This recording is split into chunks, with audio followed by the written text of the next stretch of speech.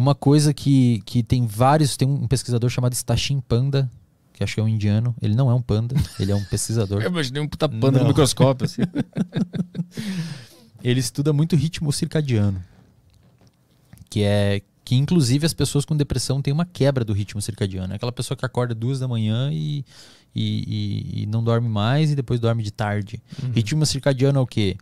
É como o seu corpo oscila dentro do dia, fazendo você dormir. Não é só sobre dormir, principalmente sobre dormir, mas também sobre sentir fome, sobre sentir energia, sobre sentir disposição e sobre sentir motivação. Ele mostrou que pacientes com depressão têm uma desregulação no ciclo circadiano. Isso aconteceu um boom, né, do estudo do ciclo circadiano em 2017, um pouquinho antes na realidade. Em 2017 os ganhadores do Prêmio Nobel de Fisiologia e Medicina foram uma galera que estudava o ciclo circadiano, que é o horário que você acorda, o horário que você dorme, o horário que você tem mais energia, o horário que você está mais disposto.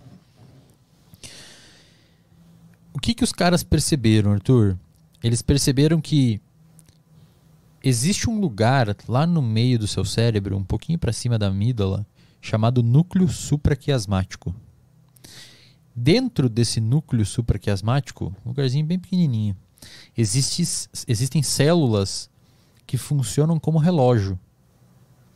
Inclusive os genes que essas células têm são chamados de genes clock, que esses pesquisadores deram o nome. Normalmente eles foram meio humildes, normalmente a galera dá o nome deles, né?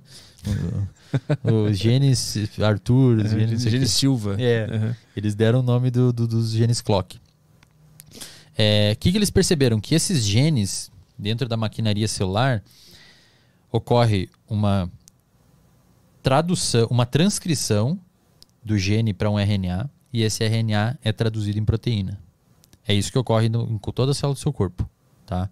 Nesses genes, esse processo ocorre a produção dessas proteínas, essas proteínas específicas lá que vão regular o seu ciclo circadiano, elas vão acumulando na sua célula, e dentro de mais ou menos 24 horas, essas proteínas indicam e sinalizam os genes. Quando elas encheram demais as células, elas sinalizam os genes para parar a produção. Isso ocorre dentro de 24 horas. Exatamente o seu ciclo circadiano. Então, é como se fosse um relógio, cara. Literalmente, um relógio que funciona num ciclo de 24 horas. Aí você me pergunta, então significa que pessoas com depressão têm esse relógio desajustado. Então, na vida real é 13h45, e essas pessoas com depressão, o relógio dela já está de noite, induzindo ela a ter sono, induzindo ela a ter cansaço, induzindo ela a ter fadiga. Né? E é exatamente isso que acontece. E o que regula esse relógio?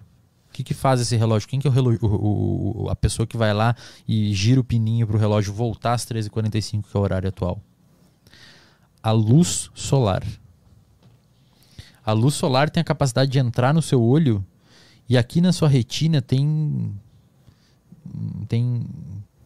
a luz entra ali, um pouco mais para dentro tem uns neurônios que ficam captando a luz, e eles mandam uma mensagem lá para o núcleo supraquiasmático no seu cérebro, para esses relógios, e falam, agora é tal hora. Tanto é que quando você viaja, você tem jet lag para um país que tem um horário diferente do seu daqui.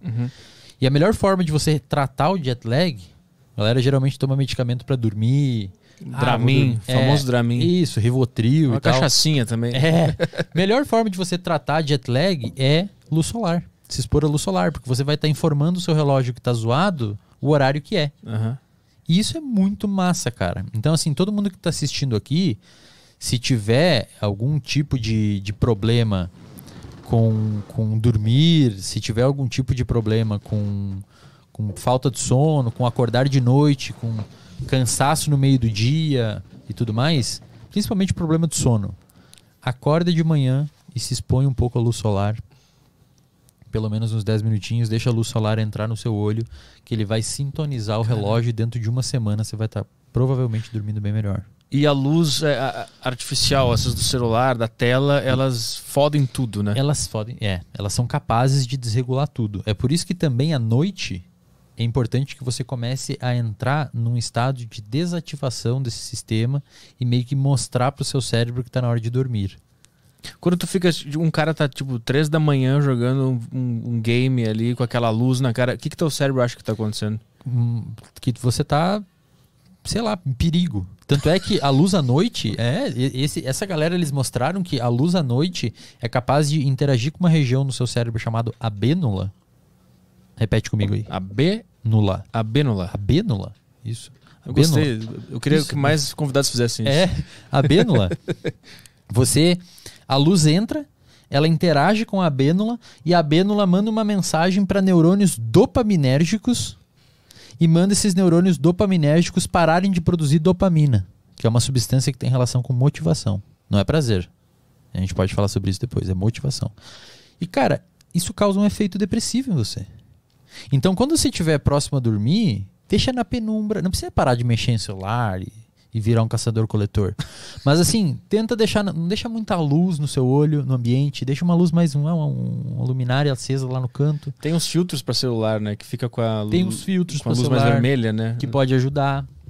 Barulhos. Pô, vai assistir um filme de tiro, de guerra. Sei lá, bota um pouquinho mais baixo, tá ligado? Não sei que você queira... Porque assim, o seu cérebro, esses estímulos, eles não são negociáveis. Sim. O som, a temperatura, a luz. A sua atenção é... Esses estímulos não. Então se eu falar pra você, Arthur, presta atenção no seu pé tocando o chão. Ou presta atenção agora na sua camiseta, no seu corpo. Para de fazer isso. Cara, você presta me manipulando atenção. Aqui. Você presta atenção. Agora eu falo pra você, para de detectar a temperatura do ambiente. Cara, essa temperatura do ambiente, quem tá detectando é aquela primeira camada do seu cérebro. Aqui, isso é o que a neurociência chama de inconsciente. É diferente do que a psicanálise chama de inconsciente. A neurociência chama de inconsciente isso. Você não tá mandando seu coração bater agora. Mas quando tu fala, eu percebo que ele tá batendo, né? E quando tu falou pra eu parar de notar a temperatura, eu notei mais ainda como é que eu tô me sentindo. Exatamente. Então assim, a sua atenção, você consegue direcionar ela pros lugares. A luz, o som, isso o seu cérebro tá interpretando, embora na maioria das vezes você não saiba. E isso porque você tem um grande filtro no seu cérebro chamado tálamo. Repete comigo aí. Tálamo. Tálamo. Isso parece o nome de imperador de Roma. Exatamente, isso mesmo. Tálamo. Pô, o cara é o tálamo. Imperador Tálamo. Então, o que acontece com o tálamo? As informações entram no seu cérebro, luz, som, temperatura, a roupa tocando o seu corpo, e todas elas convergem para o tálamo. O tálamo seleciona as mais relevantes, e as mais relevantes o tálamo deixa passar e essas informações vão para o córtex, para a parte de fora do cérebro, que é onde elas vão se tornar conscientes. Então quando eu falo para você, Arthur, presta atenção na sua roupa, tocando o seu corpo. Você basicamente, o seu córtex pré-frontal está informando o seu tálamo para deixar passar a informação da sua roupa tocando o seu corpo. Antes ele estava bloqueando isso. Faz de novo o percurso? Ó, eu falo assim, todas as informações sensoriais, luz, som, tato, tá indo para o seu tálamo. Algumas coisas o tálamo não deixa passar. Por quê? O tálamo é um grande filtro. O tálamo tá fazendo o quê? Eu vou deixar passar as informações pro córtex, que é a camada de fora do seu cérebro, só aquelas informações relevantes pro momento. Entendi. Então, no momento que tá numa entrevista, o tálamo recebe informações do seu córtex pré-frontal e ele falando assim, ó, agora eu quero que ele preste atenção no convidado e no que ele tá falando. Então, deixa passar a voz, deixa passar a luz, o foco ali, e deixa ele entender, ignora todo o resto, ignora a roupa, ignora o pé, ignora o barulho lá fora, ignora o carro que passou na rua, ele precisa se focar no convidado. Quando eu falo para você, Arthur, presta atenção na sua roupa agora. O seu córtex pré-frontal entendeu essa solicitação, enviou uma mensagem para o tálamo, e o tálamo começou a deixar passar os sinais sensoriais da roupa tocando seu corpo para a área sensorial do seu córtex. Porque o córtex permitiu.